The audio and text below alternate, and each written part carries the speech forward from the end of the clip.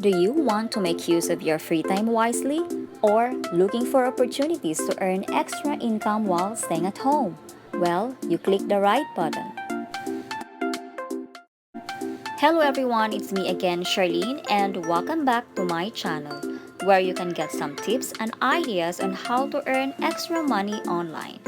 So if you are just new here on my channel and you haven't clicked that subscribe button yet, do it now and tap the notification bell para updated ka sa mga bago kong videos. Dahil dito, nag-a-upload tayo ng mga online opportunities, home-based jobs at app tutorials na pwede nating pagkakitaan. For today's video, I will share with you how to link your PayPal account to Gcash. This is very helpful, especially to those who don't have bank accounts.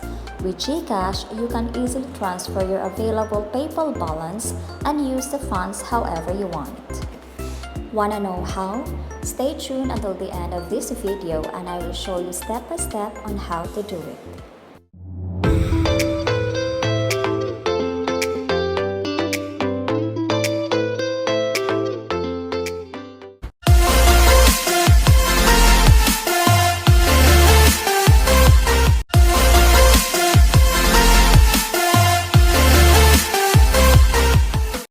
Do you know that you can easily transfer money from your PayPal account to your Gcash wallet within 24 hours or real-time transactions? Yes, that's possible. All you need to do is to link your PayPal account to your Gcash account. What are the requirements? You must have a fully verified Gcash account. Your first name and last name on PayPal must be identical with your first and last name on your Gcash account. Your nominated email must match your login credentials for PayPal. And the PayPal account must be set up in the Philippines. If you have all those I mentioned, then you can now easily link your PayPal account to your Gcash. Now let me show you how to do it. The first thing to do is log in to your Gcash app.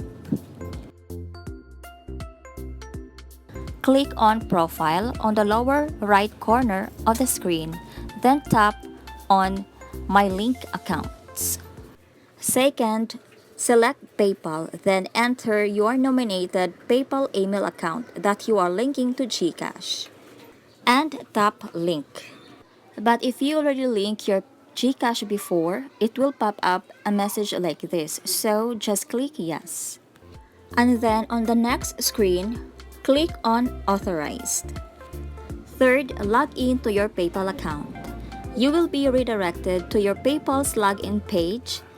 Input your PayPal account username and password. Next, confirm your mobile number and tap on Continue. An OTP will be sent to your registered number for verification if you enable two-step verification on your PayPal account. Otherwise, it will authorize directly.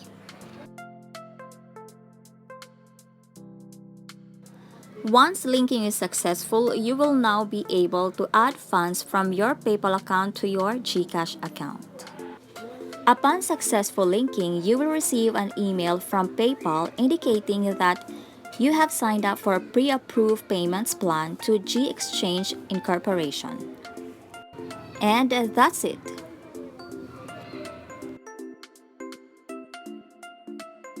Thanks for watching.